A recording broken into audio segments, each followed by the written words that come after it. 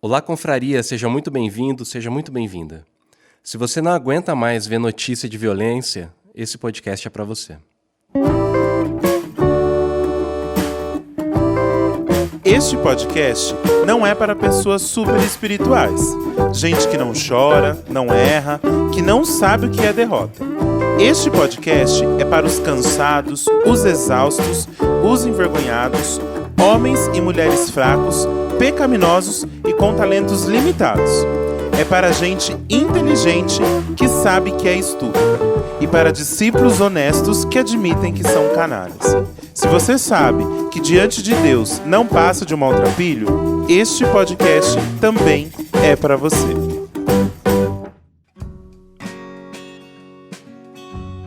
Eu sigo o padre Júlio Lancelotti no Instagram e algumas semanas atrás eu vi quando ele postou uma série de cartoons retratando um homem numa viatura da Polícia Rodoviária Federal, com muito gás saindo do porta-malas, enquanto dois policiais seguravam os pés do homem. Na hora que eu vi, eu não entendi nada. Depois eu li a notícia sobre a morte do Genivaldo de Jesus. E aí eu assisti horrorizado o vídeo no qual a gente escuta claramente os gritos de dor desse homem. E cara, por fim, eu acabei chorando muito quando eu descobri que ele tinha a mesma idade que eu tenho hoje, 38 anos. Acho que na hora que eu consegui, meio que me conectar por conta da idade, aquilo meio que me afetou bastante. Porque o cara era casado, tinha um filho e sofria de esquizofrenia.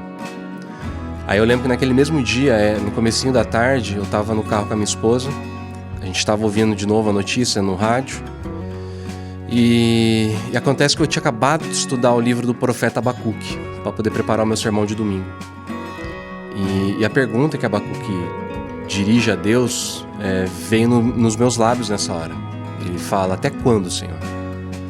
E aí foi como se eu fosse invadido por um sentimento de revolta, uma ira misturado com um pesar profundo. Eu virei para minha esposa e disse: não era para esse país estar de ponta cabeça numa hora dessas? A gente deveria estar na rua, quebrando tudo, porque não dá mais para aguentar esse tipo de coisa acontecendo. Mas a verdade é que desde o tempo do profeta, maldade e violência estão por toda parte. Talvez se Abacuque vivesse nos dias de hoje, ele diria: até quando, Senhor? A gente vai ter que ver uma polícia despreparada, abusando da força, da violência, transformando viatura em câmara de gás, para poder matar pessoas negras, pobres. Até quando? Talvez se Abacuque vivesse nos dias de hoje, ele diria: até quando, Senhor, a gente vai ver a Rússia invadindo a Ucrânia, bombardeando, soldados estuprando as mulheres, e aí as mulheres fugindo com as crianças, sem ter onde dormir direito, sem saber o que vai acontecer, sem saber como é que estão os pais, os maridos, os idosos sofrendo com fome dentro do país. Até quando que a gente vai aguentar isso? Talvez se Abacuque vivesse nos dias de hoje, ele diria: até quando, Senhor, a gente vai viver no mundo, como uma notícia que eu li esses dias, no qual a cada 30 horas uma pessoa fica bilionária e 1 milhão de pessoas se tornam miseráveis. Perceba, portanto, que, de certa forma, o mundo de Abacuque não era muito diferente do nosso. Porque tanto o profeta quanto nós vivemos num mundo marcado por violência, injustiça e desigualdade social. Abacuque foi um homem que viveu num período sombrio da história do povo de Deus. As pessoas haviam se esquecido de Deus. Gradativamente, a maldade e a violência foram se instalando na cultura, até tornarem-se atitudes normais. Tipo quando a gente assiste um filme no Netflix, um seriado, e a gente vai achando que aquilo é normal. A gente vai vendo um monte de noticiário e tal, a gente vai achando que aquilo é normal. Os reis que deveriam julgar com justiça tornaram-se perversos, à medida que eles passaram a adorar outros deuses, deuses que prometiam poder, força, riqueza. E aí é nesse cenário que aparece Abacuque, um profeta que ousadamente questiona Deus, e ele vira para Deus e fala: até quando? O comecinho do livro de Abacuque fala assim: ó Senhor Deus, até quando clamarei pedindo ajuda e tu não me atenderás? Até quando gritarei violência e tu não nos salvarás? Essas são palavras de um homem indignado, de alguém que já está farto, alguém que não aguenta mais. E o que é que ele não aguenta mais? Ele não aguenta mais ver tanta maldade e injustiça. O texto continua dizendo assim: por que me fazes ver tanta maldade? Por que toleras a injustiça? Estou cercado de destruição e violência. Há brigas e lutas por toda parte. Por isso ninguém obedece à lei. e a justiça nunca vence. Os maus levam vantagem sobre os bons, e a justiça é torcida. Igual a notícia também que eu vi essa semana, quando um moleque de 24 anos, dirigindo uma BMW, bateu num Palio, e aí o carro rodou, matou as pessoas, e o cara pagou advogado, pagou fiança e tal, e tá livre, né, de boa. É por isso que, comentando a respeito do Abacuque, o Eugene Peterson escreveu o seguinte: os profetas são, na sua maioria, diretos e agressivos, sem tato, sem diplomacia, insistindo em que voltemos nossa atenção para Deus. Mas Abacuque fala o que queremos dizer para Deus. Ele verbaliza o nosso espanto, enuncia nossas tentativas confusas de encontrar sentido nas coisas, expressa nossa decepção com Deus. Ele insiste em que Deus olhe para nós e o faz com a objetividade característica e sem contrassenso dos profetas. E aí nisso a gente aprende uma lição. Que se Abacuque questiona Deus diante da maldade e da injustiça, nós também podemos questioná-lo, porque Deus permite-se ser questionado. Ele acolhe a nossa revolta, o nosso desespero, a nossa perplexidade. Em nenhum momento ele repreende Abacuque. Entretanto, a diferença de Abacuque para nós é que ele não para no questionamento. Ele espera até ouvir uma resposta. E é nesse movimento de espera, escuta, que o profeta percebe que Deus está no controle de todas as coisas, mesmo quando as circunstâncias dizem o contrário. Quando ele questiona Deus pela primeira vez, Deus dá uma resposta que não era o que ele esperava. Deus diz para Abacuque que usaria a máquina de guerra da Babilônia para poder castigar a maldade do seu próprio povo. Mas isso não fazia o menor sentido para ele. Um comentarista bíblico diz assim: de fato, Judá era perverso, mas por que Deus usaria gente ainda mais perversa para disciplinar seu próprio povo? Assim, o profeta questiona mais uma vez a Deus. Ele diz assim para Deus: ficarás calado enquanto os perversos engolem os que são mais justos do que eles? E aí é nesse momento então que ele resolve parar tudo e ouvir Deus. E o texto bíblico diz assim, Abacuque fala assim: vou subir a minha torre de vigia e vou esperar com atenção o que Deus vai dizer e como vai responder a minha queixa. E aí o que é que Deus responde para Abacuque? Deus vai mostrando detalhadamente que ele conhecia toda a maldade da Babilônia. Por exemplo, Abacuque 2, do 8 ao 14, a gente lê assim, Deus falando para Abacuque: vocês roubaram as riquezas dos povos de muitos países, e agora eles vão fazer o mesmo com vocês.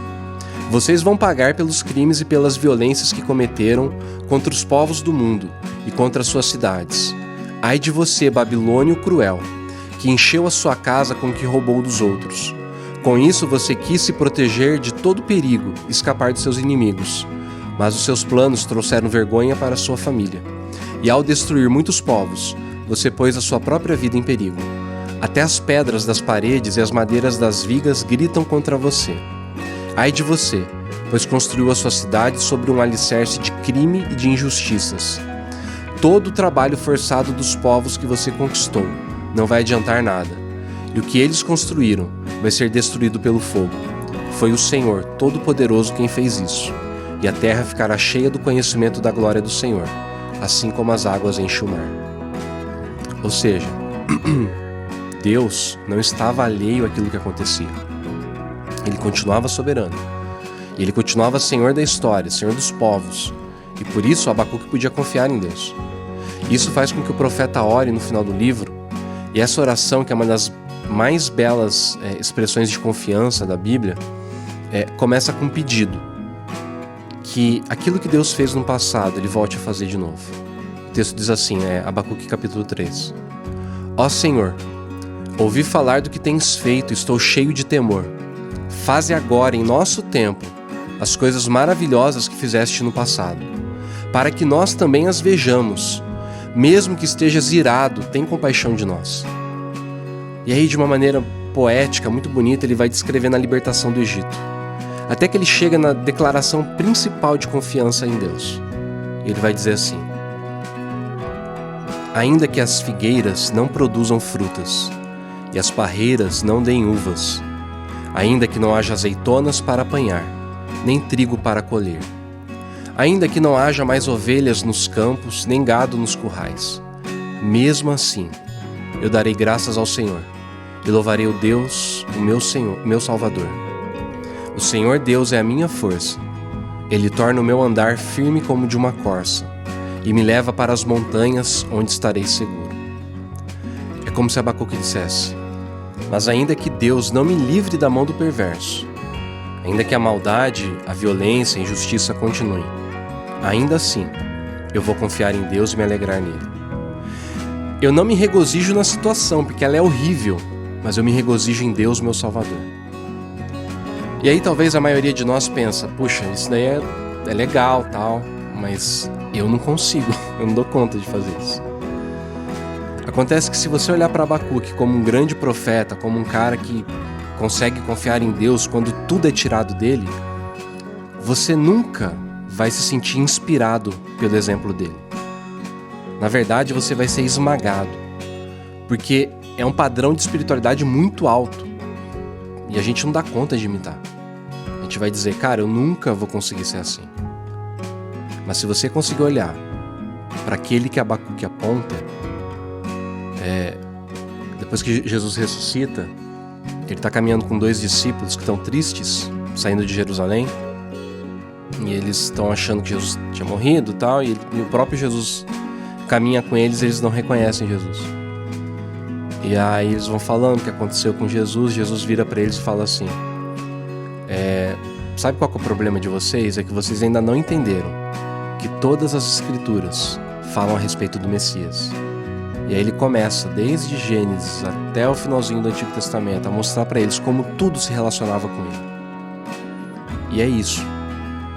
Jesus é aquele para quem Abacuque aponta. Jesus é o homem que busca Deus em oração, questionando e clamando por socorro. Mas ao contrário de Abacuque, ao invés de ter uma resposta direta de Deus garantindo que ele não estava indiferente ao sofrimento, à injustiça, Jesus tem apenas o silêncio. Se possível, passa de mim esse cálice. Abacuque, o homem que confia em Deus quando tudo lhe é tirado, também aponta para Jesus. Porque no fim da sua vida, a única posse que Jesus tinha era a sua roupa, e até isso foi tirado dele. Marcos 15, 24 diz: então o crucificaram e repartiram entre si as roupas dele, tirando a sorte para ver o que cada um levaria. Jesus perdeu tudo. Ele foi crucificado nu. E ainda assim, ele continuou confiando em Deus. Por que ele fez isso? Fez por você e por mim. Esse é o segredo que nos capacita a viver como Abacuque. Jesus que era herdeiro de tudo, todo o universo, perdeu tudo, para que nós que não merecemos nada pudéssemos nos tornar herdeiros. É por isso que o apóstolo Paulo, lá em Romanos 8, vai dizer: diante de tudo isso, o que mais podemos dizer? Se Deus está do nosso lado, quem poderá nos vencer? Ninguém, porque ele nem mesmo deixou de entregar o próprio Filho, mas o ofereceu por todos nós. Se ele nos deu o seu Filho, será que não nos dará também todas as coisas? Dessa forma, assim como Abacuque olha para o passado, para a maneira que Deus libertou seu povo lá do deserto, dos egípcios, ele ganha forças para confiar em Deus, nós também olhamos para aquilo que Deus fez no Calvário e ganhamos forças para confiarmos em Deus. Na cruz, Deus mostrou para nós que não está indiferente. Por isso também podemos confiarmos em Deus e nos regozijarmos nele. Em um mundo marcado pela violência, pela injustiça, maldade, confiar em Deus, confiar que tem um Deus bom, que ele é amoroso, pode ser extremamente difícil. Mas assim como Abacuque confiou em Deus e se regozijou nele com uma canção lindíssima, porque essa frase que ele fala é uma música que ele canta, nós somos convidados a confiarmos em Deus e nos regozijarmos com um novo cântico. E a minha oração é para que você cante esse cântico novo.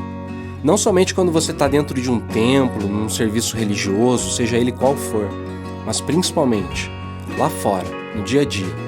É preciso que a nossa vida como um todo se torne uma canção de esperança. Que as nossas ações em prol da justiça, contra a violência, contra a maldade, a nossa generosidade com o necessitado e o cuidado com o desamparado, as nossas palavras de esperança, de consolo, que tudo isso seja um cântico que a gente entrega a Deus. essas atitudes são a nossa declaração de confiança. E elas dizem: ainda que, todavia, eu me alegre em Deus, o meu Salvador. Que Deus lhe abençoe.